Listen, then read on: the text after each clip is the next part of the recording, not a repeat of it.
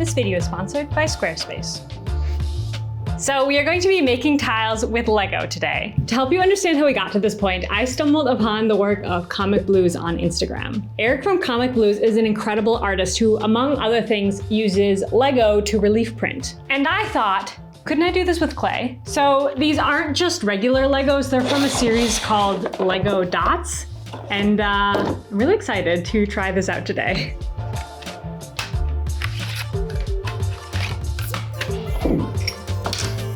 So maybe relief printing is not actually the right word to use. I'm basically going to be using these like stamps. We're gonna be using these, pressing them into clay to make tiles. I did mean to save one of these so I could do it on camera, but I have to admit, yesterday they came in the mail and I just couldn't stop playing around with them. They are super fun. I think that you can kind of figure out how the process is. You just get all these different little shapes, you play around with them. I was heavily inspired by cross-stitch patterns here. I don't know if you can tell. I'm really excited about them. Obviously the color doesn't matter. The colors are totally wonky. This is not how they're going to look. We just need the shapes. I should say that I don't think that Lego actually produces this series before. I bought these on eBay and I had to buy the markers separate from the plates. So just in case you need to know, in case you wanna do something similar. Okay, I'm going to roll it slabs. What I don't know is how dry the slab needs to be to get a nice imprint. And the other thing that I'm worried about that isn't an issue for people who do printing with these is I'm worried that the clay is going to pull out the little pieces. So we'll see how that goes. I'm going to roll out a couple of different slabs and let them get into different levels of dryness, and then we can see what works the best. This is as far ahead as I've thought.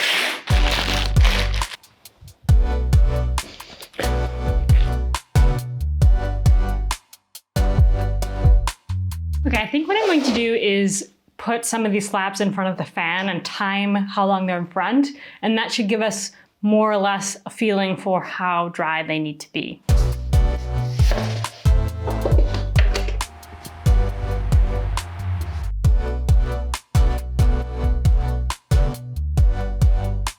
Okay, I'm going to start with the slab that I just rolled out. So this is fresh from the bag. It's quite floppy, as you can see. I did grab some cornstarch because I saw this can be used on stamps to like make them less sticky. So says the internet, but I thought I would put some cornstarch in this, dust it over my slab, and then maybe this guy doesn't stick. This first one is a trial. Let's see how it goes.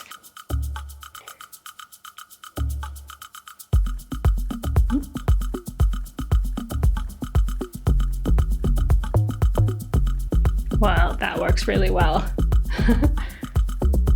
I give full credit to the Great British Bake Off for this tip. I'm pretty sure I saw someone doing this in cooking. Maybe that's too much. I'm not sure. I don't have a ton of experience using cornstarch, and I don't know. We're just gonna test it. So,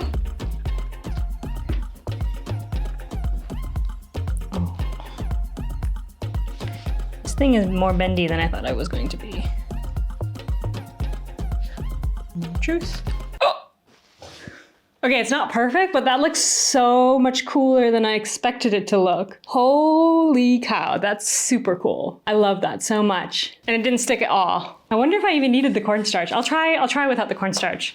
Let's try another one. What I don't like is that you can see some of the background circles in some places and some others not. Wish I had like a press that would press evenly. What if I could just like do this? Okay, that was too little pressure. Can I reclaim this with cornstarch in it? I just asked Reddit because the internet doesn't have the answer for that yet. So I'm just gonna flip this over and we're gonna try on the other side because I have a feeling I'm gonna need to make a few different ones. Ooh. Okay, let's try this again. Maybe less cornstarch next. Wow, why can't I say that? Maybe less cornstarch next time. Just gonna try a little bit this time. Or maybe I don't even need any.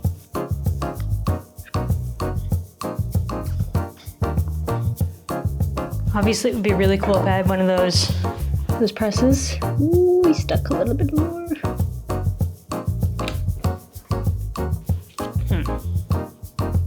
So it's definitely stickier now. And I think it does need the cornstarch. What if I just drop this?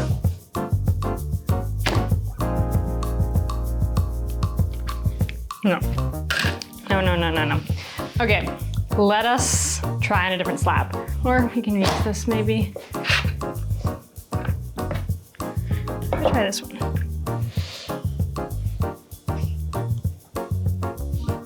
Okay, really press down this time.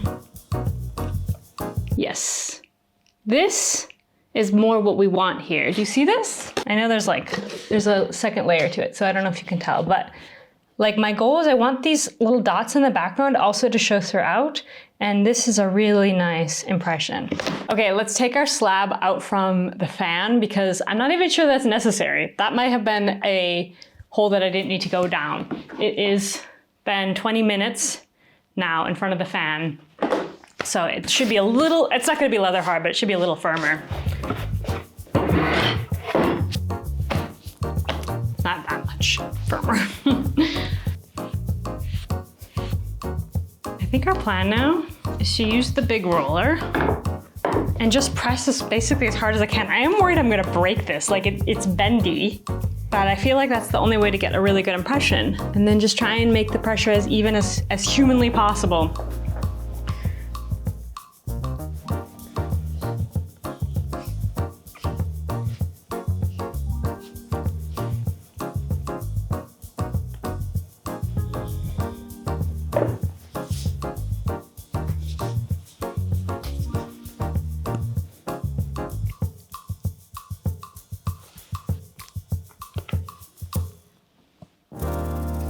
This is getting pretty good.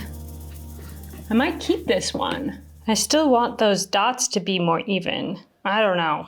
I mean, I don't know if it's even possible. I don't know, there's a certain level of like, it's nice if it's not perfect, right? It is sticking still. So I think the trick is to just get the perfect amount of cornstarch. And we're not going to think about the drying thing anymore because that was not the thing that helps. The cornstarch is what's helping.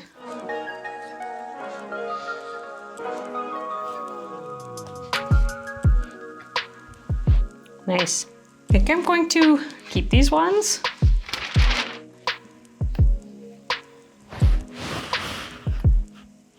I dig it, I really do.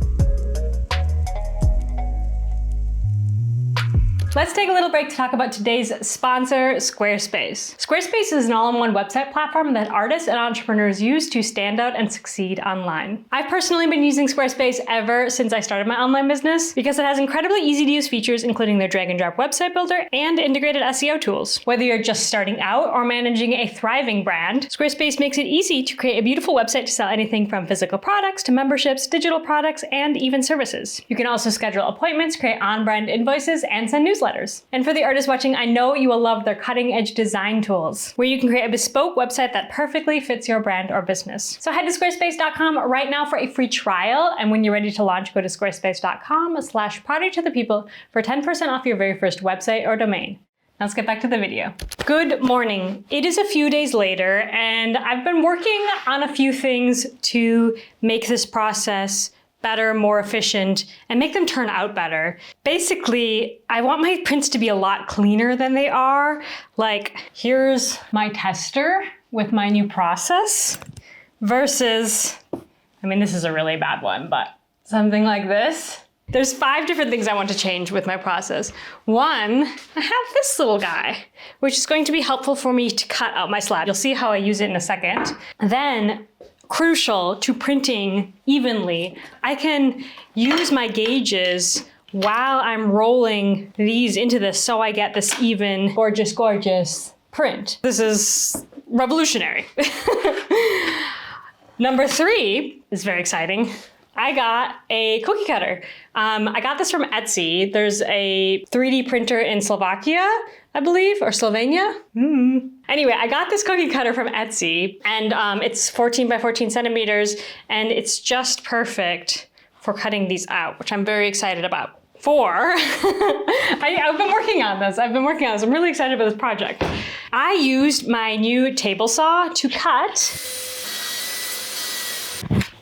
boards. So this is going to be really handy because some of these are getting warped with the amount of times I'm having to transfer them around. If I'm going to do my print directly on here, I could easily move it out of the way. And it's also like taking up less of a footprint than, you know, one of my normal boards. I'm hoping that's going to help with warping and also just making the process not so onerous. So I'm really excited about these, and they're hopefully not going to warp. But either way, they're absorbent, so they should be able to dry in between. My idea is that I can stack them. That will keep them flat. This is my idea. We shall see. And then the last thing that I really want to do, that I think I need to do, is that some of these, 2 of these plates, have this extra bit on the side. The issue is some of them I wanted to center the stem, and it's an even number of slots, so there was really no way around it.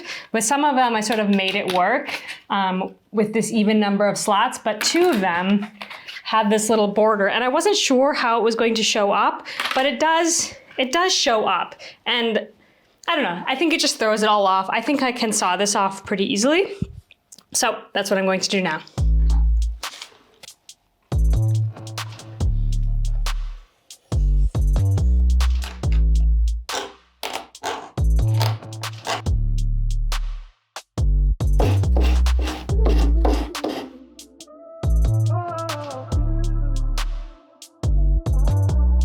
Okay, that went really smoothly.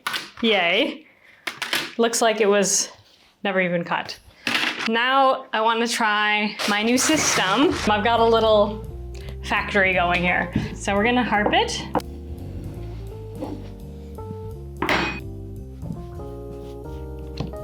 Got a little chunk of clay. It's not the right thickness. Instead of 1 centimeter, I've gone down to, this is a 1/2 centimeter thickness gauge plus 3 millimeters. So it's 0.8 millimeters instead of a centimeter. It makes a difference somehow. So I'm just gonna roll it down to that 8 millimeter. And the reason I have to roll it is because this size of the block is slightly too small for these guys, which is why I need to cut a slightly bigger piece and then roll it. It's not ideal, but it's fine. It's easy to roll it down once you have a smaller piece. It's rolled, so now we're gonna transfer it.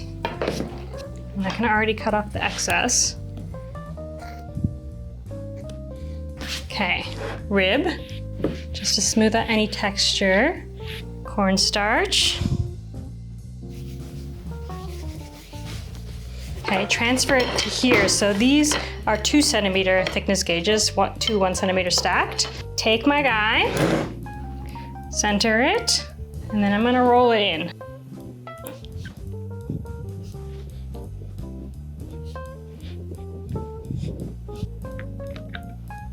Perfect. And then I've got my cookie cutter, and I can center it. Trim the excess. Ta-da! And I've got a little stack over here.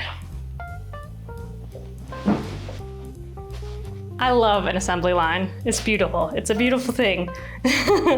Okay, so I'm just gonna blast through a bunch of these, and honestly, I have no idea how much I want to make. I'll make several bags of clay worth, I think. I really like them. I think they're very cool. And then I do really want to experiment with different glazing. I'm not exactly sure what I want to do yet, but I do think I want to try coloring these details in different colors.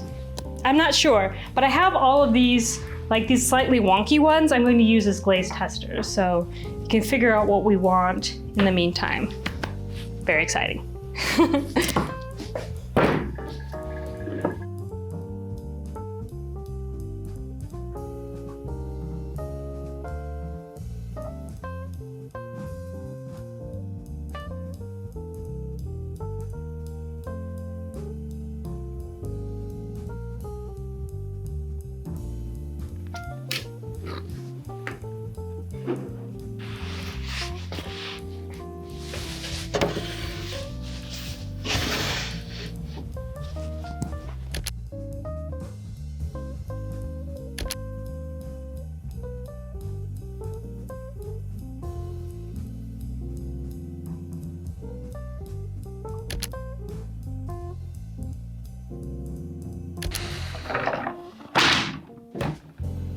The worst thing that could have happened has happened. This is an extremely disappointing kiln unload. So I've just unloaded them, I've sorted them, and these are the pieces that turned out well so far. These are the pieces that are questionable, and these are all the pieces that have absolutely unsalvageable cracks. This thing is cracked. And like, I understand why. I do understand why. It's just because like I put a lot of pressure on this slab. I was like pressing into it and it wants to like pull itself apart. Like, I understand why. I just didn't expect it. And what I should have done is use clay with more grog. If I try this again, I'm going to add more grog to my clay because that should help with things like cracking. Very disappointing. But we're gonna move forward. Like, I have a lot of things that I can test on now. And so today I just want to test them. By the way, off camera just now, I also rinsed them all. The cornstarch that I used created a good amount of soot.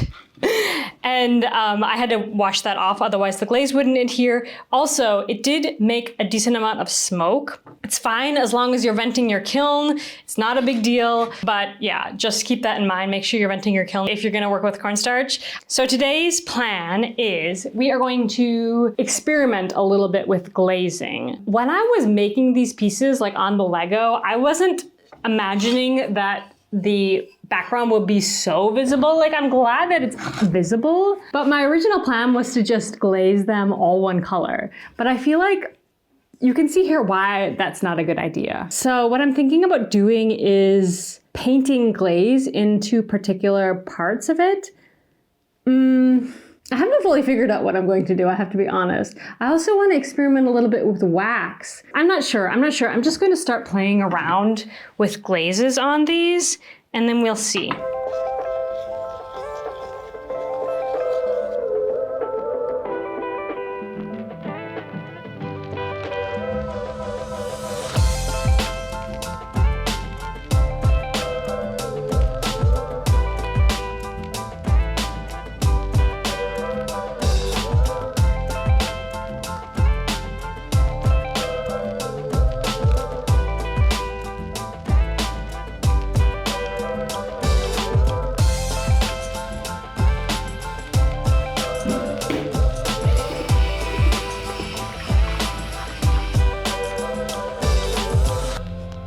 So I've made 4 different samples here, and I'm very curious. I feel like I've tested a variety of different ideas that I had. I mean, we're expecting these ones to crack, right? Like, they're gonna be cracked. This is just to sample the colors so we know what we want to apply to the rest of them. And yeah, let's load them in the kiln.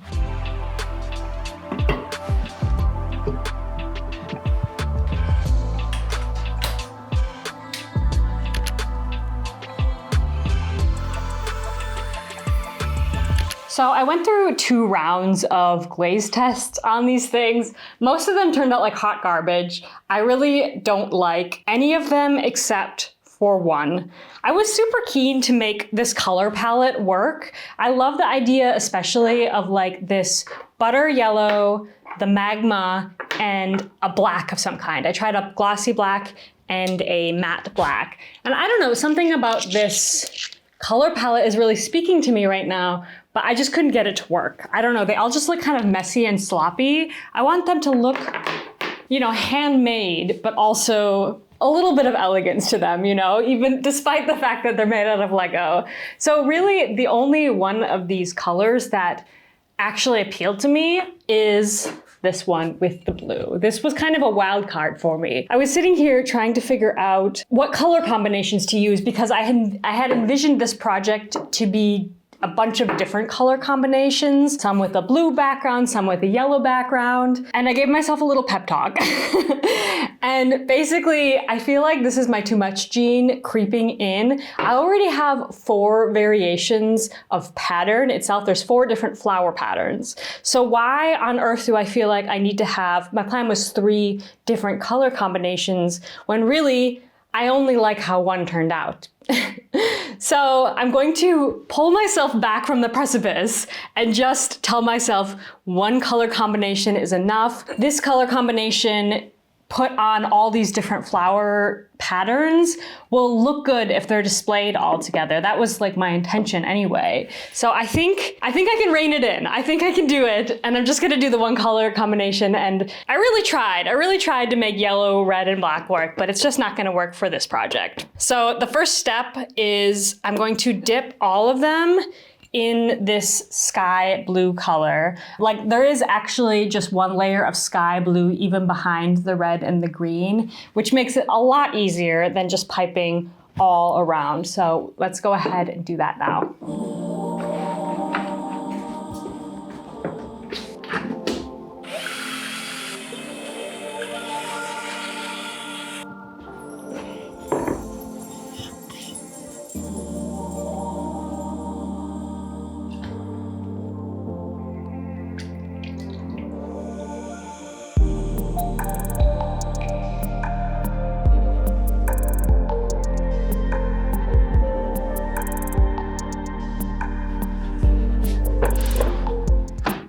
Okay, I know that it looks like nothing has happened here, but they are glazed. I promise the glaze just looks white when it's dry.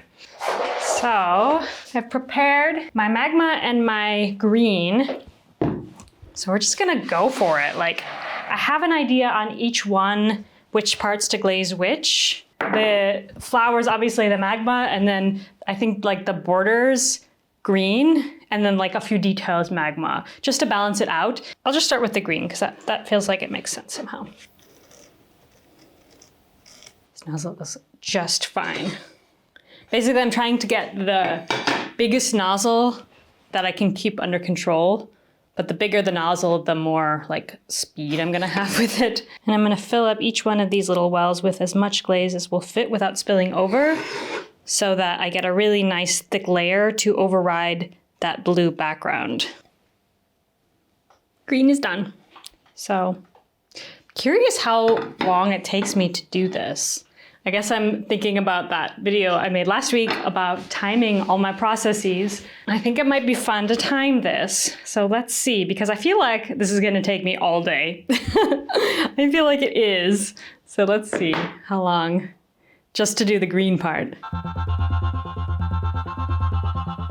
2.5 minutes, okay. Times 2.5 times, let's say 1.5, because the red's a little bit less. It's 375 per, and I have 20, 75. Okay, that's not so bad.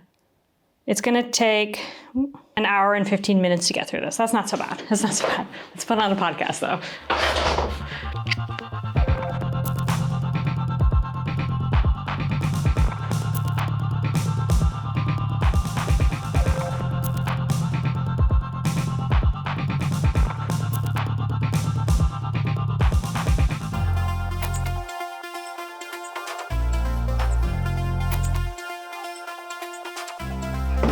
Okay, that took forever, but we are officially done.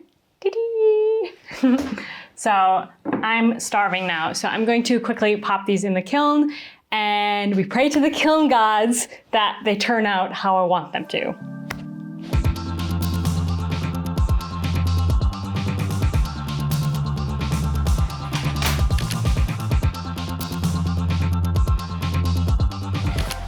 Okay, the kiln is cool enough to open, and I'm really nervous because I glazed a whole kiln load of pieces in a very specific colorway, and I think it's going to work, but there is the potential that all of those tiles I just messed up right now. So, cross your fingers.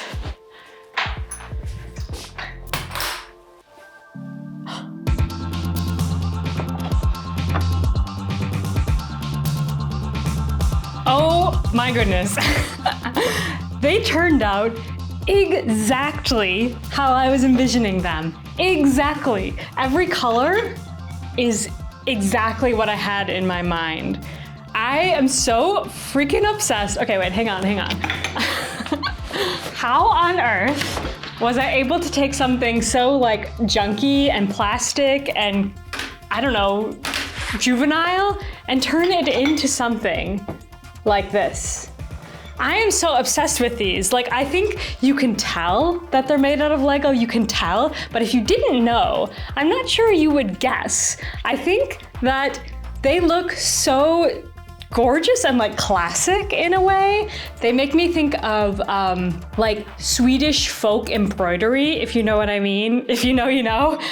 They are so pretty. So I'm even more bummed now that a bunch of them cracked. I really want to make more because I'm imagining them on a wall, like little pieces of art. I also got, I'm not sure how I feel about this. I haven't tried it yet, but I did get some of these. I don't know how I feel about it. I did get some, they're basically like wooden boxes that you can get from the art store. I got them from Besna. And I was thinking like this would work as kind of a perfect frame for these, because I really see them as art. I'm not thinking about like inlaying them on my kitchen backsplash. I'm thinking about making them into like little art pieces for your wall. I think they're so cute. I love the poppy. He's really special. I think I only have one of the tulips. Tulips are lovely. And then hyacinth.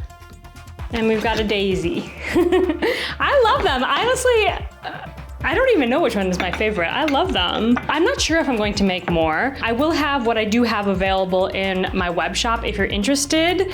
And yeah, I mean, if you take up this project, I think this is so fun and I would love to see what you make. So definitely send me pictures if you decide to make a project with Lego tiles. How freaking cool. All right, friends, that's it for me. I have one more tile video coming up that I'm also very excited about. I'm halfway through filming right now and it is looking so beautiful so far, knock on wood. So we'll have one more episode of Tile Autumn and then we'll go back to some other things. So I hope that this was a fun video for you. I'll see you in the next one. Bye, friends.